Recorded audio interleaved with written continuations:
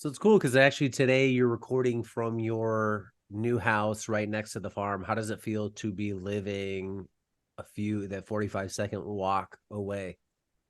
Oh, it's great.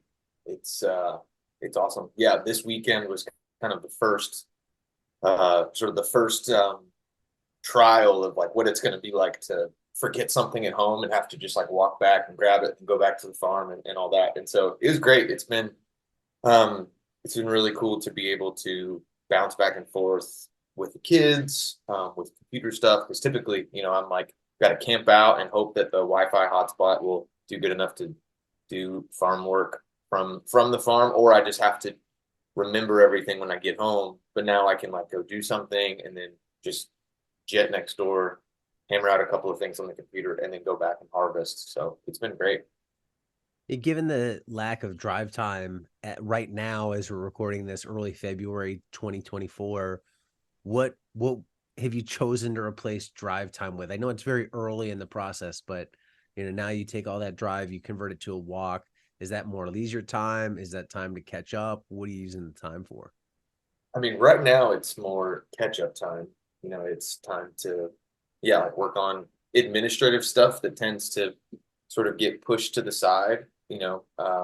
It's like you can always handle the budget or you can always handle um, admin stuff later, but like you can't say like, oh, I'll pick that next week. Like, no, you need it to sell this week. So definitely catching up on more of that stuff and hoping that as the days get a little bit longer, yeah, it'll convert to a little more leisure time. I need that desperately. How much time do you think you spend just on office work now with farm startup stuff, tracking initial costs, planning, looking at, farmers market applications, all that type of stuff? Probably not as much as I should be. I'm hoping that once we were like in the thick of it, um, and doing that more, I'll be, and obviously being here, I'll be able to commit to that a little bit more. But I would say at least a few hours a week, between kind of like just reconciling finances, like what did we spend, what did I buy based upon what was in the budget, how much did we sell this week, and then also like um, with social media, and then yeah, applications and making sure that I'm all up to date on like what sort of permits that I may need, hoping to do some like value added stuff. So thinking like I've got like 6,000 tabs open right now where I've been trying to research like value add, like what sort of permits and stuff I need for that. So, but at least a couple hours a week. But I would like to get it to where um, I'm checking in at least a little bit every single day, just so that it's always like fresh, top of mind. Yeah, yeah, like have a little bit of office time every day. It's, whatever, end of day, beginning of day, or something like that. Definitely first thing in the morning. Yeah, like while my mind is fresh. Yeah. In terms of budget, that's something we're going to hone in on today, really dig into.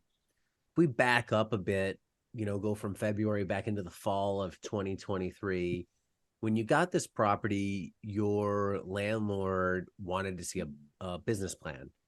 Yeah. And part of that involved a budget. So when you put together a budget of what you thought you'd need to start this farm, was that based on experience of working at farms and here's what I think I'll need to start up? How did you come up with the initial here's what I need and start to put numbers to it?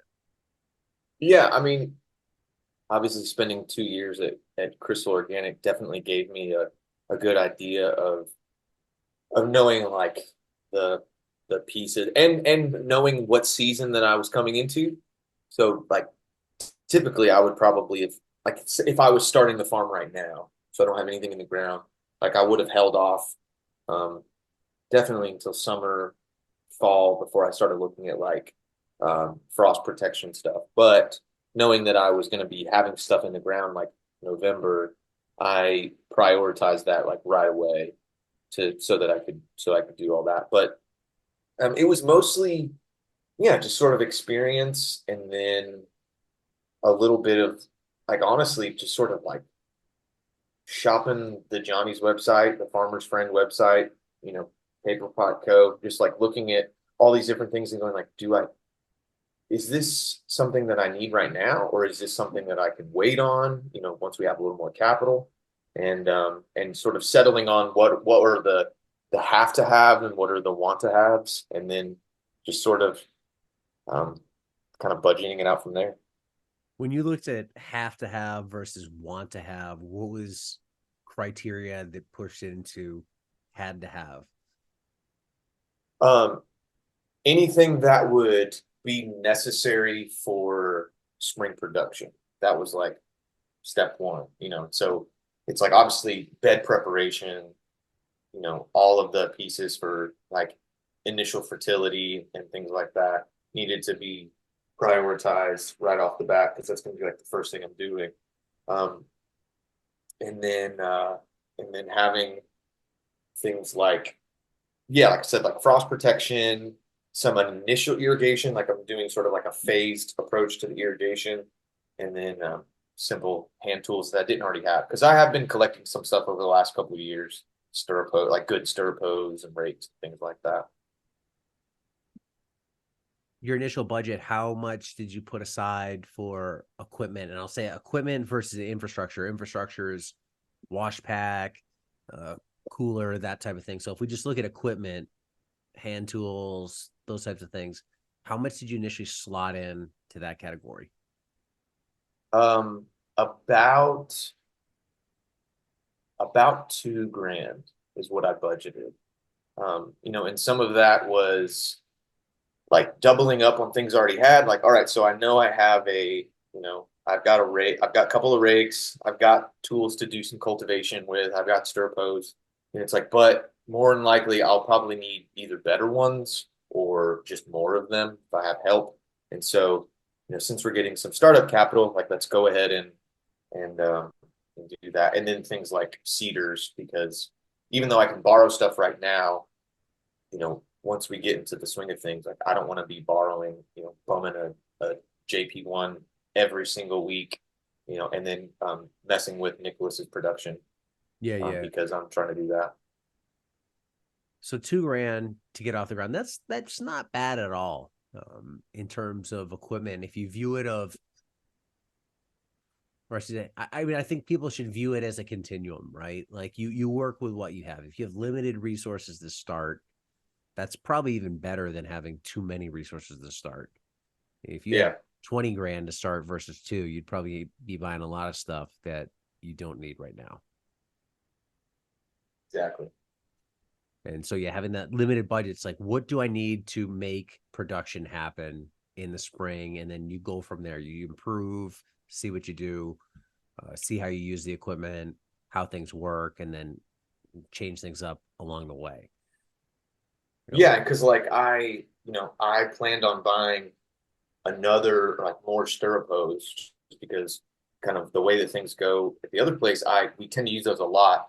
But I've noticed that with at least kind of like the deep compost mulch, um, and shooting for like sort of living pathways, I won't be using kind of like those big heavy hose like that. And so, having a limited budget has kind of constrained me to get creative or use, um, you know, a different tool like a collinear hoe and realizing like, oh man, it actually would be far more efficient and a better use of my finances to invest in more like precision cultivation tools instead of sort of like a more like blunt cultivation tool like a stirrup hoe. So having those constraints definitely um, made me be a little bit more efficient with how I spend that money. And tools are one portion of the overall budget. In terms of farm startup, what was the total budget you were allocating to yourself to get everything up and running? So with the context of knowing that there's a lot of stuff in place that I didn't have to buy, like a place for seed starting, like a propagation house, like a high tunnel for some season extension. And there was a tractor, like a small John Deere tractor with like a 4 foot tiller on the back of it, for just initial tillage. So I was able to save, save money in that route. And so I tried to really bootstrap it, like be as lean as possible. Um, and I budgeted for startup. right at about uh $9,500. Does that include the first year's land rent in there? No, that's literally just like startup capital to purchase infrastructure pieces, purchase tools, purchase, seed, fertilizer, those sort of things. Got it. Um, Okay. yeah. So 2 grand goes to tools. The infrastructure that the farm came with, you had a high tunnel, but you had to reskin it on there. Do you have to do any other work on it? No, all the pieces were there, and he and they actually had the plastic. It just had been sitting in the barn unused. So, for all intents and purposes, other than a few hours of work, which also two years on a farm with 28 high tunnels, you kind of learn a few things about how to reskin a greenhouse. And so, um, but other than a couple hours of work to put the new plastic on, I haven't had to put anything else into it. What about the wash pack setup? What was the investment there? What'd you have to work with? Had like a deep basin, like restaurant sink, and a couple of stainless steel tables. I've done a little bit of work and built a couple of tables with like hardware cloth for whether it's like washing roots or laying out greens mixes to dry and stuff like that. But I mean, it's definitely a work in progress. I would say that's probably going to be the main portion of the farm that will change the most over this season. It's like once we really get into serious production, um, I imagine there will probably be some bottlenecks, whether it's like we just don't have enough space to to let greens dry, or the salad spinner's too small or whatever. And so, but I've allocated and spent probably like 400 or 500 bucks on stuff, like wood for new tables, hardware cloth, hoses, sprayers, greens bubbler, so on and so forth. Wash, when you look at wash pack, I could definitely see, right? It's one of the most critical pieces of infrastructure because everything post harvest is going through there. How how permanent do you make that? I mean, given that you're leasing the land, you have a limited startup budget, you don't totally know like how you're going to operate within the space. So you could build out your dream wash pack and then realize, oh, like we didn't like these things about it. Yet at the same point, like you said, it is a potential bottleneck because everything's got to go through there. And when it gets busy, if it's if something's broken there, just meaning it's not organized well, you're going to notice right away. So how do you approach the design, setup, and investment into that in the beginning? Yeah, try to make it as modular as possible.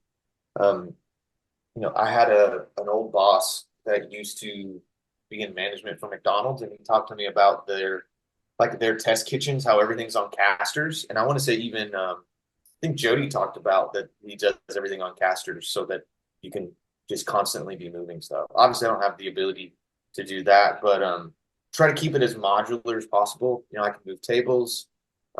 Greens bubbler can essentially be anywhere. It's just like a big tub and a shop vac. The sink is in place, and so I want to keep it as fluid, knowing that that will be the thing that will change the most. Like let's not anchor anything to the wall. Let's not anchor anything to the ground, so that we can be like, oh hey, like I know, like for instance, right now I have a 5 gallon like restaurant size salad spinner. It's just manual turn, just because it's what I can afford. It's what I have room for. But I'm already seeing it's like we probably need to go ahead and look into investing in a washing machine to do like a bigger salad spinner. And so it's like, all right, so something's going to have to move, something's going to have to shift around so that we can make room for that. And it needs power. It needs to be able to drain. So even just 2 months into some production, I'm already seeing places where we need to invest money in, you know instead of maybe spending it on like a nice high pressure gun for roots. Maybe I can take some of that money that was allocated to that and just get a simple one from the hardware store and invest more of that money into, say, a timer to retrofit an old washing machine for a salad spinner. Hmm. So the idea is move things around, replace things as needed till you land on something that you think, hey, it's 80% there, 90% there, and this will work and will improve over time. Yeah, and just being as efficient as possible. Like, can I eliminate a step? If I move this table 3 feet to the left, can I eliminate a step? And think about how many steps you take to get to that table day in and day out over a course of the whole season, or to not have to bend over, like get it up to countertop height, things like that. What are you using for cold storage there? A bunch of refrigerators. Um, Thankfully, I have one that's like a big commercial refrigerator, so it's just like top to bottom, it's all fridge, and then I have three other just like residential refrigerators. It's not ideal, but it's kind of one of those things. Like I already have an air conditioning unit. I've already allocated the money for a cool bot. It's just a matter of like foaming in a space or insulating a space to turn it into to walk-in storage. Like it's a big commitment. It's a big investment, and so we're hoping to see if we can sort of let that grow with the farm. Can you avoid cold storage with harvesting stuff closer to market, or are you going to have quite a bit? I don't in our climate, I don't think so. I mean, and especially come summertime, I mean, it's upper 90s, triple digits in the summertime, like consistently, and obviously like getting stuff in water, getting the heat off of it, dunking greens and so on and so forth. But you know, that would mean, especially if I'm going to be like a heavy farmers market farm, that means that I'm going to be spending a huge amount of time like trying to put off harvest and post harvest up until like the very last minute. And farmers markets are first thing Saturday morning, which means, without cold storage, I am just like kicking butt all day Friday, preferably later into the day to try to get stuff out while it's cool. And it's like, so it might be possible with some stuff, but for the most part, you really need that cold storage to be able to allow yourself more of a window for harvesting for market or for CSA pickup, but also to get that field heat off of it as soon as possible so it lasts as long as it can. When you look at infrastructure has to match production or production has to match infrastructure. If you were going to harvest 800 pounds of salad greens a week, you have to have the back end to take that in, store it, and move it to market.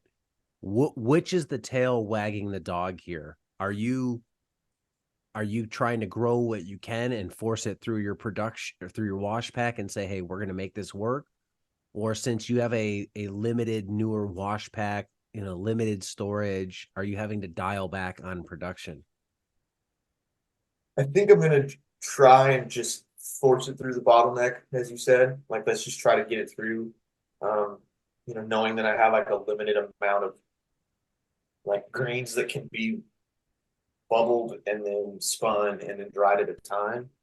And so because kind of the way that I see it is that like if I dial back production to meet the kind of comfortable demand of the wash pack, then I'm limiting the opportunity for revenue that can then be set aside to expand and iterate on wash pack to then make that demand more realistic in the future. If that makes sense. Yeah, I get it. I get it. It's like, yeah, without the money, it's hard to improve something. Yeah. Given that you're leasing land, how much thought goes into equipment that you buy and investment you make into some of these structures?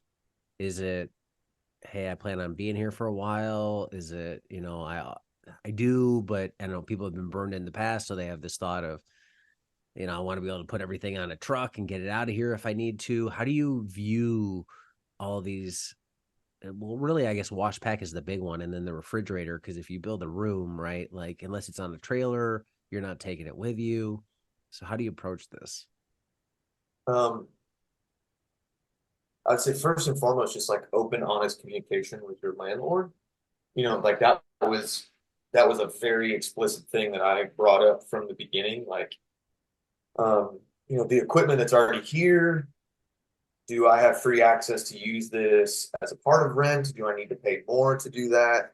Are you responsible for upkeep on things like a tractor or if like plastic rips on the greenhouse? And then everything that I buy belongs, or everything that Crop Culture Farm buys belongs to Crop Culture Farm. Um, and so, you know, that was sort of something that we worked out from the beginning. Like if it can be picked up and moved and it was bought with like farm money or my personal money, then like it belongs to the farm. And then vice versa. If it was anything that was through the landlord and the property owner and it's like stays on the property, then um like I don't pay for that. So but there's also things where like I'm seeing now back to wash pack, like I just have, even though it's covered, which is really nice, and there's lights so I can like work even after dark like I am right now. It's like it's just gravel, which kind of sucks as far as like shedding water, cleaning up afterward, just working on in general. And so I'm already thinking like, all right, I need to approach the conversation about pouring a pad for wash pack. And it's like, ooh, that's going to be an investment. Is he going to go for that? Do I have to like, and so it seemed very cut and dry at first. And now I'm finding instances where it's like, all right, we're going to have to come to some sort of an agreement here on like, if he's investing more into the property, like what sort of a return is he getting versus, I'm doing this because I need more efficiency so I can generate more revenue. So it's definitely a dance that we're doing. Yeah, I get it, especially at the early stage because you are capital constrained. It'd be different if you're 3 or 4 years into production, everything's working. You could maybe justify, hey, I'll just put the pad in if you allow me to do it, and you keep the pad at the end of the day. Like it's going to help me just do things better. I'll foot that bill. But now when things tighter, right, it just changes the thought process because it's pad or maybe like that walk-in cooler, right? Like it comes down Yeah, to because if I had the money, I would do it tomorrow. I'd call the guys to come out and pour the pad tomorrow. It'd be great, whatever. But yeah, it's like that constraint of capital that keeps you from doing things and thinking like, all right, is it worth the investment to do it if I foot the bill and don't get to take it with me? Or is it one of those things that it's not worth it and I'm just gonna have to sort of bite the bullet and just deal with what's there? how much success of the farm do you think comes in these early days of managing the initial budget, managing initial startup capital, planning? Like, is this planting the seeds of success of the business? Like, if you're not careful here, do you come up, no harvest? I'm probably too green of a farmer to effectively answer that question, but I would say it feels like it's like laying the foundation, and with a shoddy foundation, then the whole house crumbles. But I think as I get every day, every week, every month further into this, I think I'm realizing that things are very flexible. Things seem to be very, they kind of ebb and flow and be like, oh, I really screwed the pooch on that at the beginning. It's like, but you know what? We're just going to pick up and move on, and it might set us back 2 months, but you know, we'll get there eventually. So I think it's probably far less. Um, there's far less weight on the initial setup than what I probably would have said even just a couple months ago. But it's extremely important to try to have as many of your ducks in a row, have a good budget, have enough money to do what you need to do, and not like stress about, do I need to buy more seed? It's like, no, yeah, just go buy more seed because you have the capital to do it.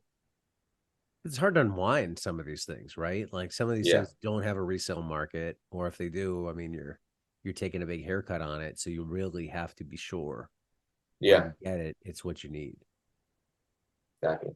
Do you feel a lot of pressure to have, a limited budget and know, okay, well, not only do I have to manage this budget, but I got to make sure I make the right decisions, and it's a limited, like, it's not like you can just, if you burn through that, I mean, I don't know, but I'm assuming you can't just pour another 10 grand into the cup and start over and then, just have like this endless supply of money, right? Like, does that add to the pressure of all of this, of like, hey, I have this to make it work, I got to figure out ways to make it work? Yeah, I mean, there's definitely pressure of the sense of like, yeah, like I have a limited supply. I can always like go back hat in hand to my investors and say like, hey, like I'm just gonna need more money. Um, and I think those things were sort of said initially, like, and thankfully, with where I got money from, you know, there was this sort of understanding. It's like, business people that have been doing this a long time, like you're probably going to need more than what you're asking for. Like everything's going to go, over schedule and over budget. Just be behind schedule and over budget. And so, um, there is a little bit of a lack of pressure of knowing, like, if I really needed to, like, if I was really desperate, I could go and get more money.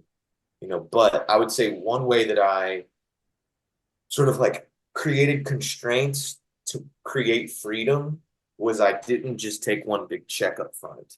We worked out a deal at basically taking a draw of like I'm looking at it right now. Like I have a what I call a spending schedule. So essentially have like a breakdown of, like, all right, for September and October, I need $2,500. For November, I need 1,300. For, December, I need 800, so I was able to sort of borrow money as I needed it to buy various things. So instead of like thinking like, oh my God, let me just go ahead and get the Jang right now. It's like, no, you don't really need that until February. So don't worry about spending that money because you don't even have it yet. So just wait. And then it creates these constraints that sort of forces you to just make do with what you have. And knowing that like a month from now, 2 months from now, it's about to open up again. I can spend what I need to spend and then move on. So it's probably unorthodox, but I feel like it's better for my end because I don't have the temptation to just go absolutely nuts. Like I know the type of person I am, and I would just go absolutely nuts with a blank check like that. Um, and it's also good for the investor because it gives them the peace of mind of knowing that they're not just like stroking a check and it just disappears into the ether. I love that idea. I mean, it definitely, like how you even said it, constraint gives you freedom. Yeah. It's just like if you were on a diet or something, right? If you just had this unlimited supply of food, of garbage food sitting in front of you, like you're gonna eat it. Well, if you don't buy it and if you meal planned out and you prepared a lot of your meals ahead of time and this is what I have to eat, it's harder to go nuts. And you kind of answered it for me, but one thing I was going to ask you, I mean, are you the type of person who outside of business would have the financial discipline to do this? And it sounds like, Oh, heck no. yeah. Like my, God bless her. Like my wife is definitely more of the budgeter, definitely more of the money savvy one. Like we always say, like in every relationship, there's a brake and a gas pedal. And like without both of them, you're not going anywhere or you're going off a cliff. And so like you need both. But I'm definitely the gas pedal in just about every single way. You just use Google Sheets or something like that to track the budget.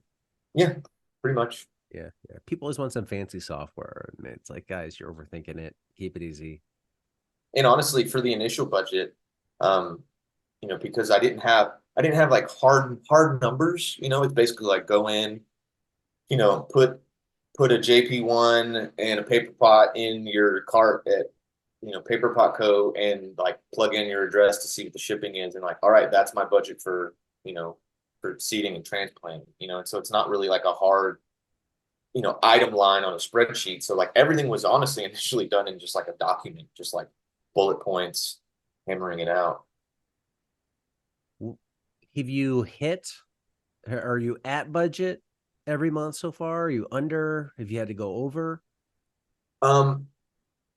So up until this point, I've been at budget.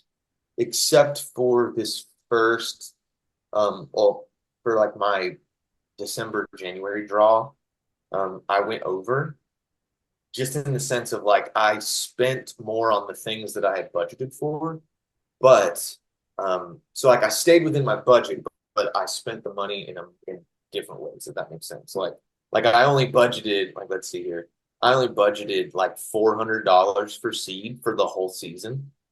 Um, and that was like spending hours like combing through seed catalogs and websites and trying to be like, all right, this is how much I need.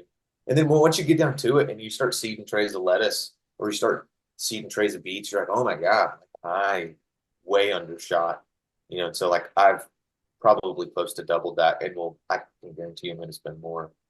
But the cool thing is even though I've basically been on budget up until this point through, you know, just being in this for a few months, being able to work some deals with other people, finding stuff used online or just finding good sales, I have been able to basically push off like my next draw for like another month. Yeah. So I'm actually holding out on taking another draw because I just don't need to. Like with what I have coming in, the small amount of sales that are coming in right now before the market season starts, like I'm basically able to continue to spend the money that I need to spend to buy various things. And so I can kind of hold off on needing a big check until like probably next month when I know that like it's time to pay for the cedar. It's time to, go ahead and pay them the market fee. And so on and so forth. So it's kind of allowed me to push off some of that debt to a later time because I'm able to kind of bankroll the operation on the day to day sense with the little bit that's coming in now. Right. Yeah, I guess seed, I could see that being one area where you could potentially under budget not having done that ordering yourself before. It's probably a good Yeah. area where if you do go over, I could justify you spend more on seed than you thought. That means you're growing more. I mean, you obviously have to be selling it and using the seed, but it's one thing to go over budget buying seed, which can turn into cash versus go over buying on, tools and stuff, which don't necessarily contribute to bottom line. Exactly. With the, okay, so yeah, uh, let me edit this gap out here. What about power water? You said okay, it's on property. Any sort of manipulation needed for that? Like, do you have to put power where it's not water when you do irrigation? Is that just simple? Hey, running PVC lines. That's fairly low cost, easy. Um, but that did come with the property. How much work has to be done on that stuff? Yeah, so there's definitely been a little bit of additional work that like in hindsight I probably would have budgeted more for. Like for instance, like there's no power in prop house. So, that means running a fan for ventilation in the when it's warm is not possible. Or any sort of like heat mats or heating or whatever when it's cold is not possible. Um, and so in that sense, like I would have 100% put a line item for, you know, or retrofitting either way, even it's like burying a new power line, like a new line over to there so I can have like just like a two gang receptacle or something to have power in there. Um, then I would have definitely done that. And same thing with the water. Thankfully there's four frost-free hydrants on the property kind of strategically placed. It's not as strategic as I thought it was initially. Um, and then of course there's like water, everything's plumbed to the barn where the wash back is. Um, but but once again, it's sort of like, all right, let's just make do with what we can do. So, I've got um extension cords running from the barn, about 50 feet to the wash pad or to the prop house. And so I can use that to run a fan when it gets hot. And then I can use it to run heat mats. or just heat when it's cold. Um, you know, and so and then same thing like running water. Yeah, because there's also no water at the seed house, which is a huge problem. You can't water your seeds. You know, you don't have seeds. You don't have seedlings, and so same thing. Just like running a hose across the ground under the plastic into there to then run my emitters. And so yeah, like in retrospect, I would have definitely invested the money to whether it's like investing the money and the time or just the money up front or try to negotiate that into the lease. Like, all right, listen, like I'm gonna pay this much more every single month. So that and like I'm gonna need you to hire someone to come in and like trench a line and put a source of water and power in the prop house. Hmm.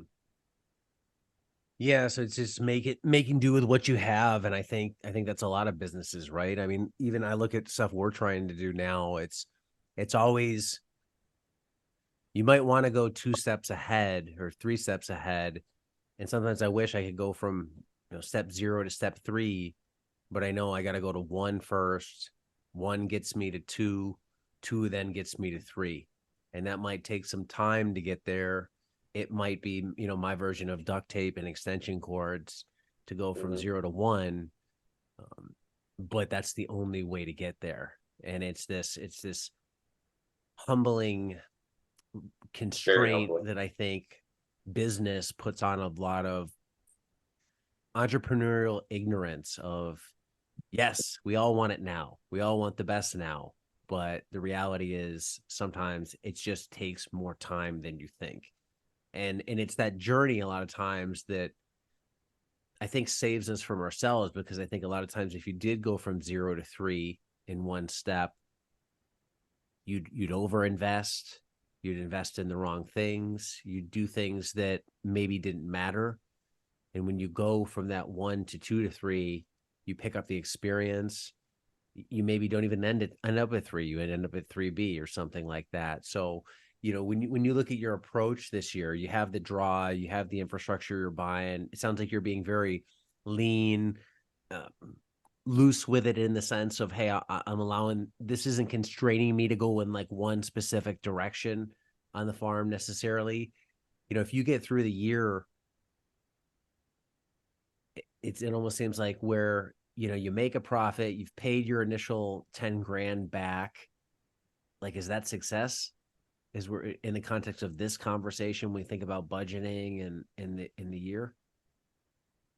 Yeah, I mean, definitely. Like if I can break even and sort of like kind of be out from underneath everything, um, then it's definitely to me it at least proves that it's viable, and it's just like, all right, we hit the bare minimum threshold of like where we need to be. And if we can hit bare minimum threshold year one, then that's awesome.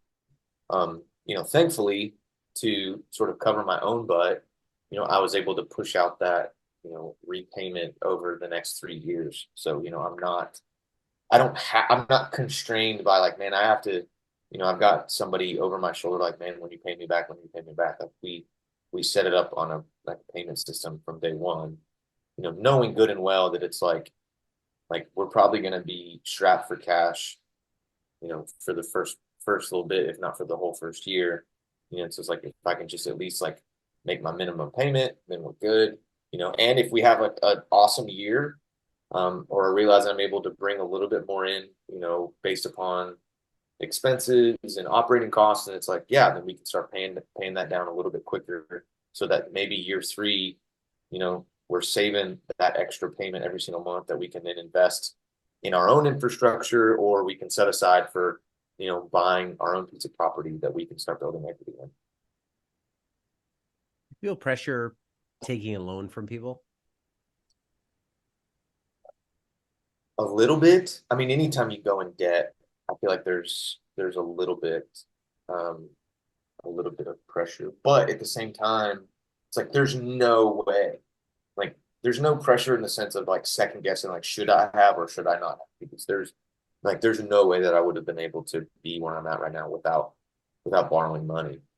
Um, you know, and being upfront and honest, like not trying to have my crap together and say like, oh yeah, like, well, we're projected to hit these numbers, and and trying to impress your investors in the hopes that they'll like see you as legitimate and maybe give you more money down the road. Just like being really honest and candid and just be like, listen, I don't know what the hell I'm doing in some aspects of this. Like this is totally new.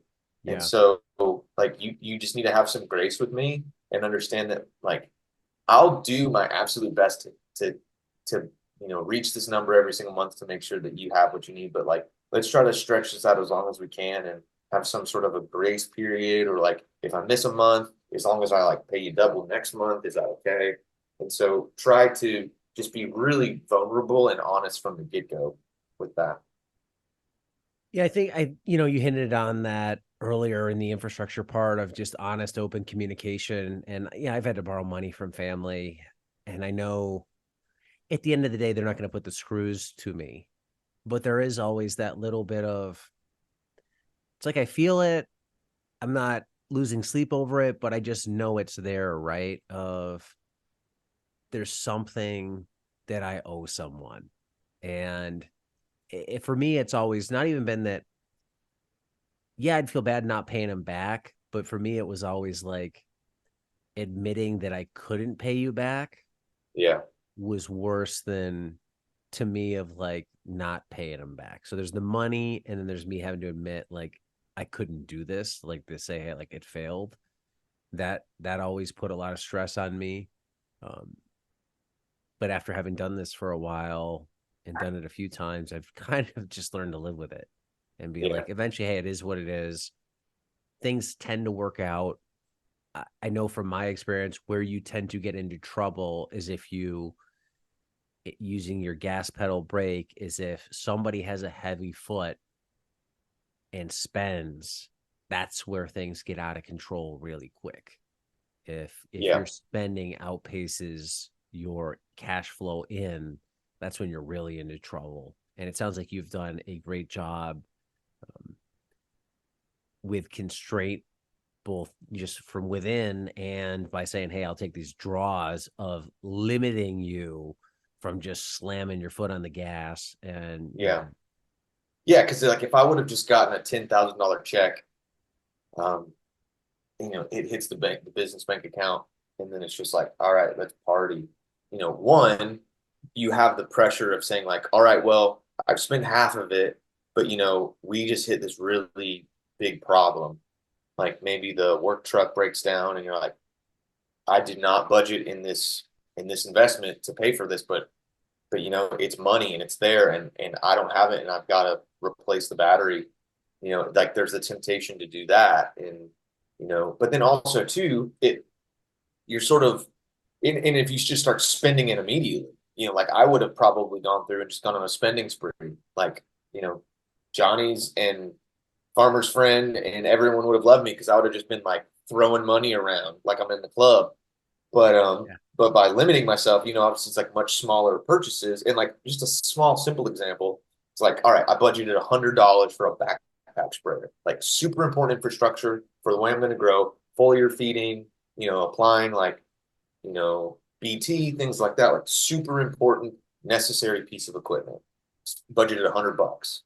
Then like a week after I submitted this budget, I happened to be in Walmart, which I hate being in, but I was in Walmart. They had a backpack sprayer that was nicer and more expensive than the one that I was budgeting for, and it was on clearance for $50. And so it's like, boom, I just saved $50 on a backpack sprayer that I can spend on something else, on $50 more on more seed or whatever. And so it's like, instead of just saying like, all right, I've got the cash, let's go nuts, like taking your time. Same thing with T-post, budgeted like $500 for T-post for trellising stuff. And then someone's like, man, I got all the T-posts, you can have them. So boom, I just saved $500 right there. And not to say that those things can't happen just organically at any time, but it's like I felt like by sort of drawing out that process of capital investment, it feels like it's made those things easier to happen, because then I can sort of be looking down the road and be like, oh, like, hey, I know that the seed starting mix is on sale 30% off right now. And so like, all right, let me move my budget around and say, I'll buy X next month with the next month's check. this month I'm just going to invest it in this and save 30%. Yeah, it's that. I mean, cash is just such an easy tool to use, right? Like it enables you to do anything without much thinking. If you don't want to think, it's easy to buy stuff. When you take away cash, now it's like, well, how can I find a solution to this problem for zero? And that requires thinking. And a lot of people, avoid that. And I think it's very hard for a lot of people, myself included. If you get a lump sum of money up front, it's hard to see. It's easy to think, oh, I'll just save this and budget it down the line. It's a lot harder to do in reality. And because for one, you just like, it's always there. And like, I got to do something. I got to do something with it. Yeah, And then you never can account for like all these potential unforeseens that are going to come up. Something breaks, something rips, or the things you just thought like, well, it's going to cost this much. Like you said, seeds, $400 a year, and it maybe it's $1,200 a year, right? Um, so yeah, I think people finding a way to throttle themselves back in year one is a great way to do it, both with your availability to money, with the tools you're committing to, and the supplies you're using in year one. Um, I mean, I get, believe me, I get starting out with some decked out farm of amazing equipment, but it's like, hey, what could you do with just this stuff? It's exactly. almost like a TV show, right? Like, hey, here's, they do on all the cooking shows, right? Lift up the box. Here's the stuff you have to work with. It's like same thing with a farm. You get a big refrigerator crate that shows up at the farm. All right, you got to make a year's worth of income with whatever's in here. Yeah. And personally, like I thrive on that sort of stuff. So there might be somebody listening that's like, you know what? Like I want my budget and it's going to be down to the penny and it's going to be perfect. And I'm not going to divert or change from it. And it's going to be great. And it's going to make my heart happy. And it's like, for me, it's like, yeah, give me like, pull back the silver dome and see what random ingredient I have to work with. And it's like, all right, let me just figure this out and beat my head up against the wall until we can make it work. And so for me, in some ways, it's like I enjoy that challenge. Now, whether or not I should be challenging myself in ways that I shouldn't have to be, it's another question. But like I thrive in those environments of problem solving, and it's like if you're not a big problem solver, maybe this shouldn't be the venture that you go down. But I Yeah, feel like no, that problem, you shouldn't be an entrepreneur. yeah. So, but if you have that, if you really thrive in like stressful situations, kind of like what we talked about offline beforehand, it's like in those moments you just like put your head down and go like, all right, let's make it happen.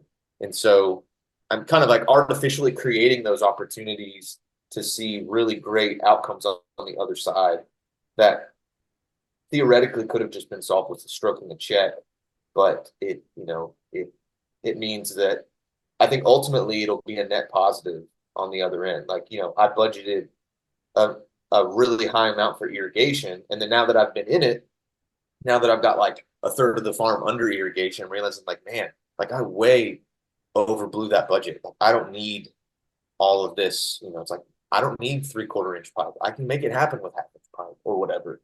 And so, um, and so those sort of things, by creating those restraints, it does create an opportunity to like rise above them and have some pretty cool outcomes as a result of that. Which is good for the first year. If you think about the first year of a business, if you can come out of the first year profitable, that's a win. If you can come Yeah, out of the first year with a solid customer base that has the potential to grow, that's a win. If you can educate yourself on how to produce whatever you're producing, that's a win. If you can get used to thriving in, like what you said, is a very stressful environment, a problem solving environment, that's a win. And all these things they're hard to quantify, and they're not dollar amounts. Like it's not saying, oh, I'm going to spend 10 grand this year in my budget and I'm going to come out with 40. If I do that, that's a win. If not, it's a loss. I think people need to look well beyond that and say, You could make 50 and that could be a loss if you didn't learn anything, if you just would like made one big sale and nobody ever came back, and you could make 20 and pay off that loan, and that could be a huge win. And somebody could be like, hey, you only made 10 grand. And it's like, look, dude, I started from nothing. I Yeah. borrowed 10 grand. I paid off 10 grand. I got a year's worth of experience running this on my own. We didn't lose money. We built a customer base. We started building a reputation. I learned how to grow on my own. I enjoyed doing it. Like all these other forms of capital are huge wins, and they do just sometimes get swept under the rug. So that's why I want to close this one out by just bringing that to the table of there's more than just numbers on a spreadsheet to determine success in the first year. Yeah. And your revenue per acre or what your annual sales are, like it does not determine your success. I had a conversation with a farmer just a couple weeks ago. And he was like, man, I did, $115,000 in sales. And I was like, oh my God, that's amazing. And he was like, and my expenses were $98,000. And so, we always love to hear that, like, here's what my gross was. And we never talk about what the net was. And so it's like, I'm over here envying what he made and realizing it's like, dude, like, I'm probably going to make more money than this year than what you did last year. Right, right. And so it's all perspective. Now that's not to say, hey, at some point, like obviously things they have to dial up, right? Like you can't For get by sure. making 10 grand forever, but it's one step at a time. And, nothing in that 115 a year doesn't mean anything if it happens in year three, if you can't make it to year three to begin with. Exactly.